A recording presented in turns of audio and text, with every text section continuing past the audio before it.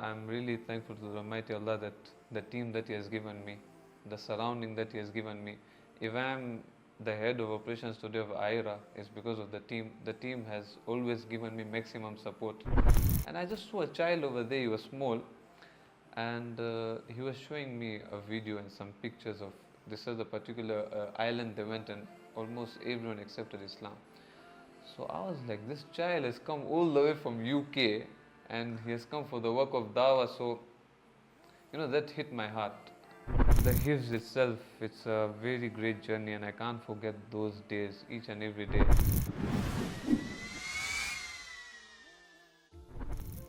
Assalamu alaikum wa rahmatullahi wa barakatuh, and welcome back to Dawah Legacies for the first episode of season 2 with a truly befitting guest for this auspicious occasion.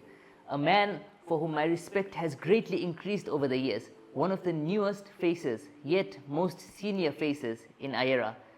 Respected listeners and viewers, we present to you iERA's Head of Operations, Abdul Aziz Akhtar. Assalamu alaikum, Hafiz. Wa alaikum assalam wa rahmatullahi wa barakatuh. How are you? Alhamdulillah, how are you? Alhamdulillah. MashaAllah. So before we get into the nitty-gritty and before we get into all the deep points about iERA and about yourself, we generally tend to start with a few quickfire questions. Light-hearted quickfire questions just to connect more with the audience, to connect more with ourselves. So, first question, handi or karai? Karai.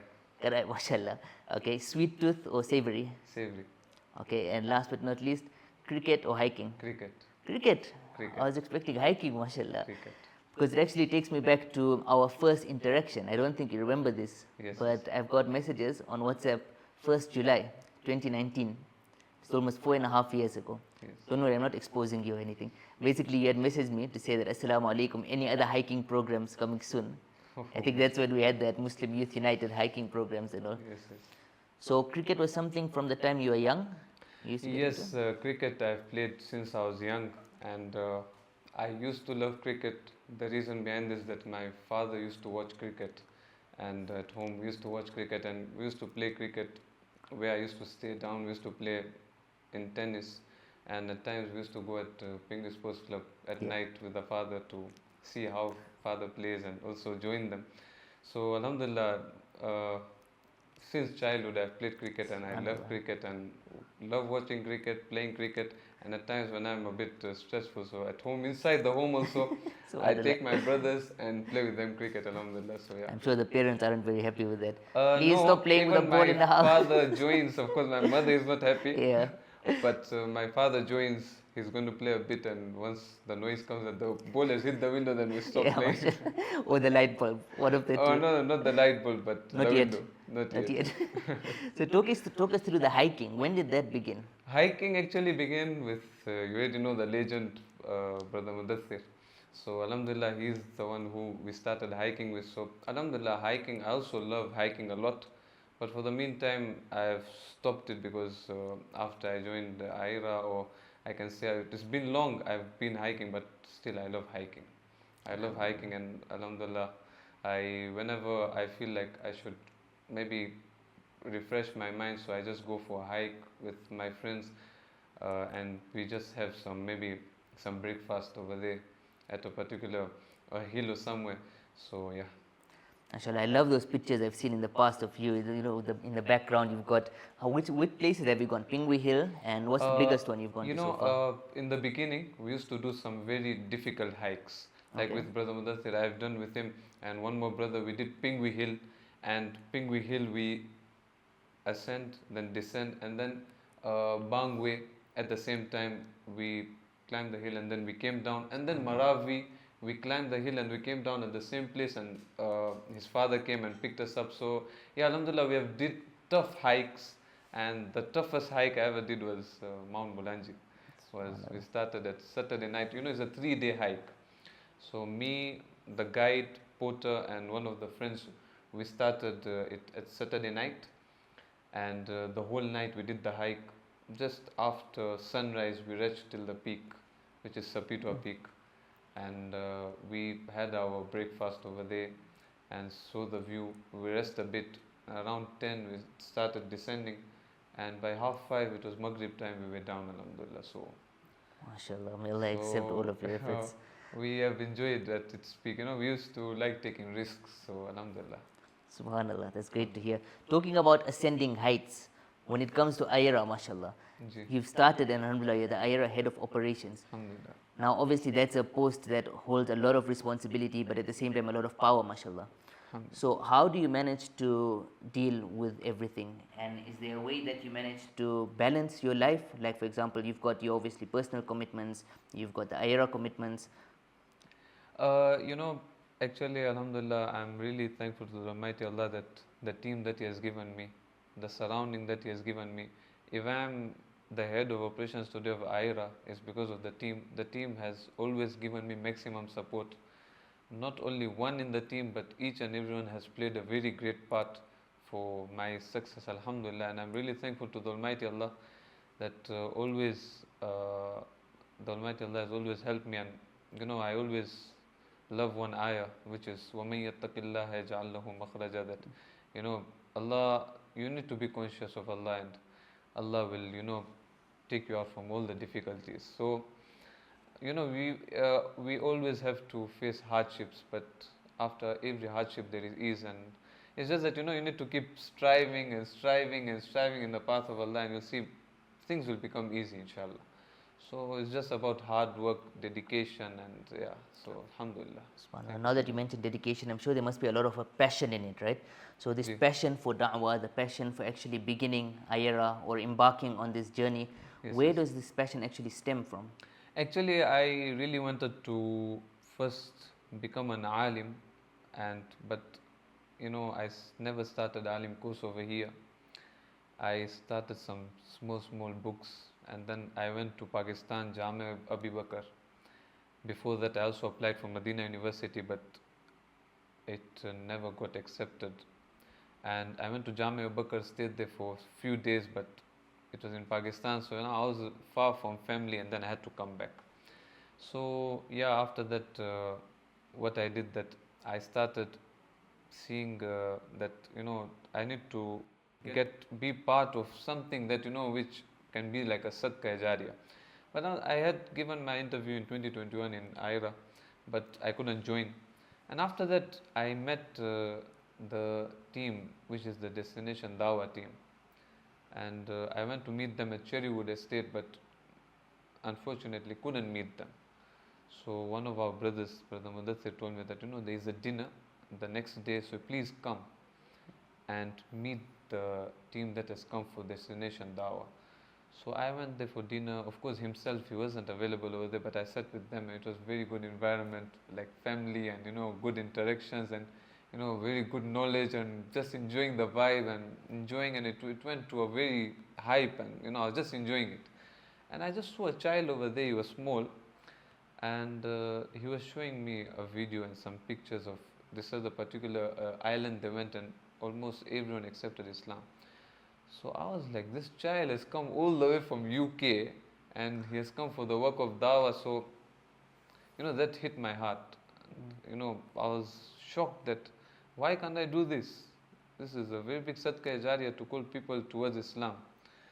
So then that day and till the day I joined iERA, it was just that I just want to start this work of Dawah. Even either with iERA or either anywhere, but I should just do the work of Dawah and do something for which can benefit me in the hereafter as Sadaqah Jariyah. Subhanallah, mashallah. May Allah always keep your flame and Ameen. your spark for da'wah continuously ignited and kindled. When you started that answer, you mentioned regarding the different ilmi pursuits, the different knowledge pursuits you've embarked on. And as mentioned in the intro, that there's quite a few reasons why my respect for you has increased over the past few years. One of them is, mashallah, how interested you are in like books, in hifz, in so many different kind of ilmi pursuits, in so many different kinds of beneficial knowledge, mashallah.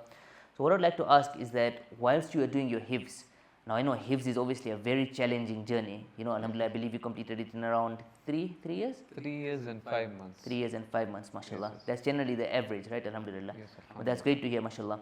And throughout that journey, there must have been lots of ups and downs. But was there any kind of memory that sticks to your mind regarding that hifz journey, that until now it keeps you motivated? Okay, the Hifz itself, it's a very great journey, and I can't forget those days each and every day, because since childhood, my parents tell me, when a person is small, is maybe the age of 3 or 4, he can't remember what he used to say, but he can recall. Yeah. So my parents tell me at that time, used to say, I want to become a Hafiz, when I grow up, I'll become a Hafiz. The way the environment was at our madrasa, from nursery and class 1, I can say, besides the Asatida, the one who used to take care of us were the Huffaz. So, Hafiz is here, Right, Hafiz right. is taking care of us. So I was like, I want to become a Hafiz, Okay. a Hafiz, the respect that the Hafiz get, though I never knew what Hafiz also means at that time when I was small. But I knew that, reciting the Quran by heart. So, when time passed in 2012, when I was 12 years old, and that's 21st of November, our Hifz started. We were around 12 students. So I was like, whatever, the fact that I've got the passion, inshallah, I'll do it, inshallah. Of course, I wasn't the first one who finished from our batch. I was maybe the third or fourth, if I can recall. And alhamdulillah, 2016, I completed my Hifz in April. It's April 20, yeah, alhamdulillah. So that's including our holidays. But the best part of the Hifz was that, each and every day was just a blessing from the Almighty Allah subhanahu wa ta'ala. The fact that you are reciting the Quran after Fajr, you're reciting the Quran in the morning hours, then you're reciting the Quran in the afternoon hours, and then after Maghrib, and then you all the Ufad, you're praying Salah together. So the environment, I miss that environment, and to get that environment back is of course impossible, but at times we just gather some friends and we just pray Quran together, just to remember our past. So the best part of my Hifz was that our Maulana, our Asatidha, may Allah reward them. If I am something today, it's because of them, because of the tarbiyah and the tarbiyah of our parents.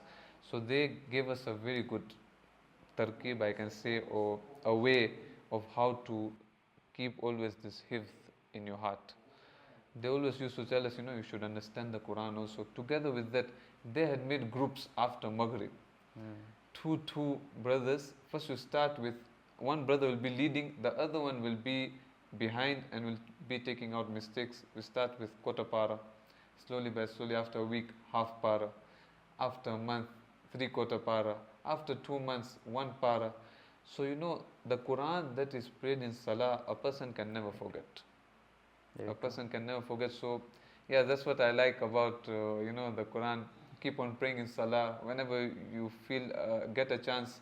If at times you can't wake up for Tahajjud after Isha, when nobody is watching you, only you and the Almighty Allah, just pray 2 rakah. And in the 2 rakah, just pray the maximum Quran you can pray, maybe quarter para.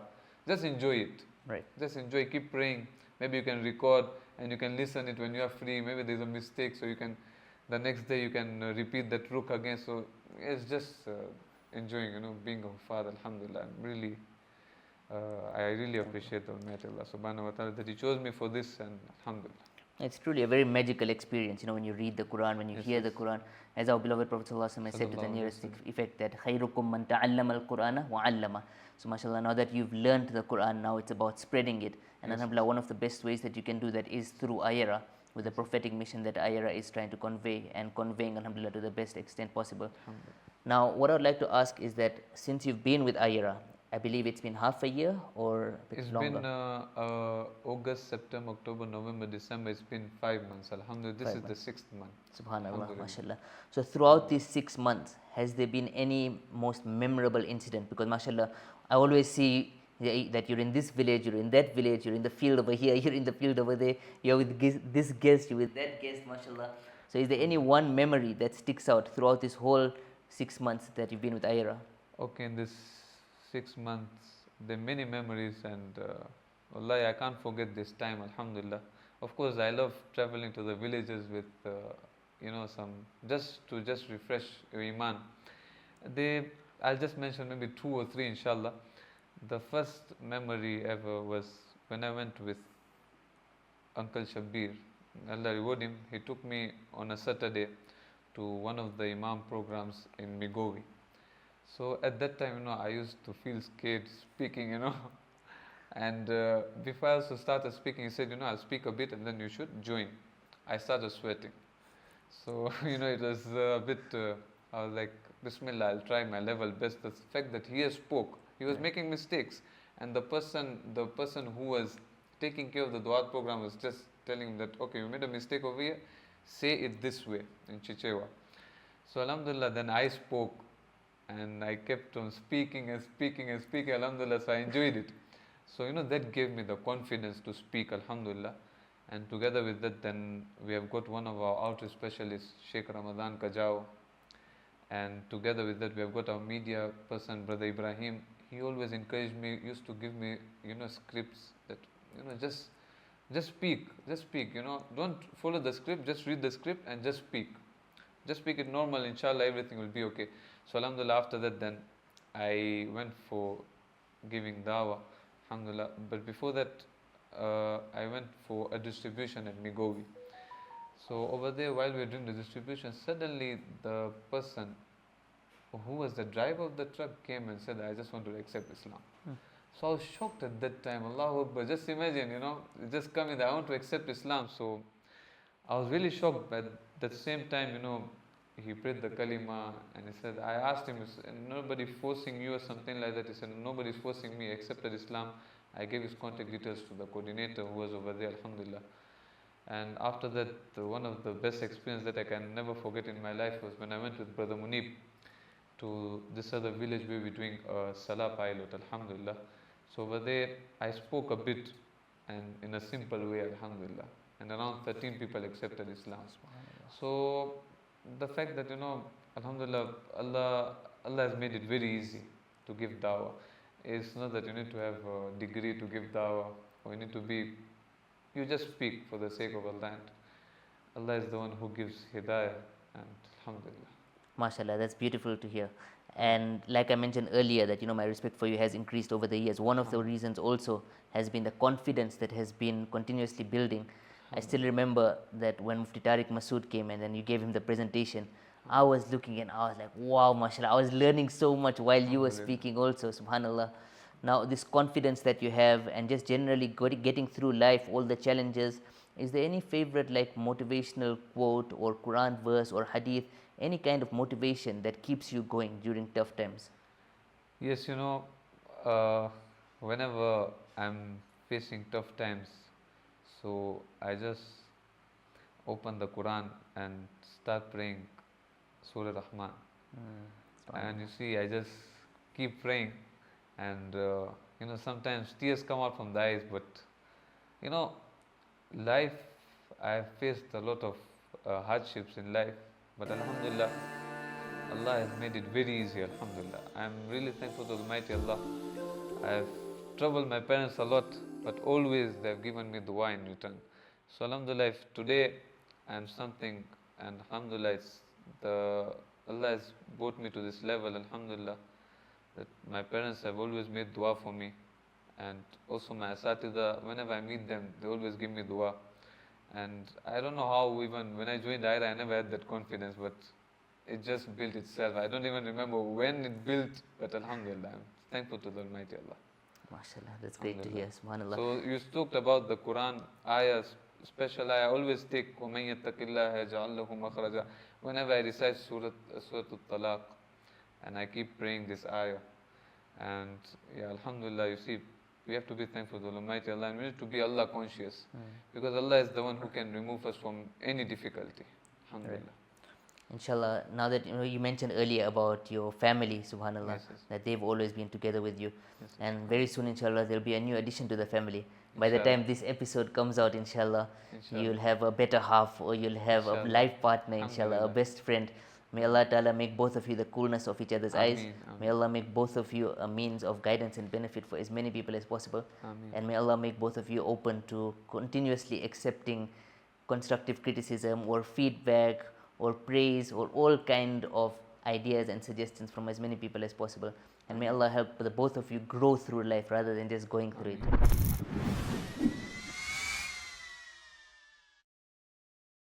So as the name of the podcast goes, Dawah Legacies. Alhamdulillah, we've had 10 guests so far. We've completed one full season. Special shout out to the men behind the camera, our special iERA head, our iERA team, Brother Umar, Brother Ibrahim, for continuously setting up all these amazing episodes and these amazing setups, subhanAllah. Now, the name of this podcast is Dawah Legacies. So what we always tend to do at the end of the podcast is ask a very important and pertinent question, that apart from Iman and a correct Aqidah, what do you feel is an extremely important quality to leave behind as a legacy for future generations? For future generations, a person should become an example, and an example in such a way that he has done something for the sake of Allah, to become an example for the sake of Allah, and he has left a legacy, a Sadaqah Jariyah. A Sadaqah Jariyah, I can give an example of Hazrat Uthman Ghani Radhiyallahu Ta'ala Anhu. He has got his bank account in Makkah or Medina, if I'm not mistaken, Saudi Arabia, where he has got some khajur. He has got some khajur farms over there, where the money goes to his account. So see, that's a Sadaqah Jariyah. So I feel whatever you do, either maybe you just plant a tree, or either you give dawah for the sake of Allah, you should just keep striving in the path of Allah and just surrender yourself for the sake of Allah. Surrender, your time, your life, your whatever you have got. They say in Urdu, Jaan, Mal or Waqt. Just surrender yourself in the path of Allah, and you'll see Allah, the will shower blessings on you, blessings upon you. So this is really important, that a person should strive in the path of Allah, and he should set an example, you see, because the more he does, especially the work of dawah for the sake of Allah, so this is keep on the generation that will come is going to also do the work of dawah. So yeah, I feel that we should keep doing the work of dawah for the sake of Allah, and yeah. MashaAllah. Jazakallah khair for this truly enlightening episode, mashallah. There is no better guest that I feel we could have got for this first episode of season 2. Jazakallah khair, Hafiz. Assalamu alaikum wa rahmatullahi wa barakatuh.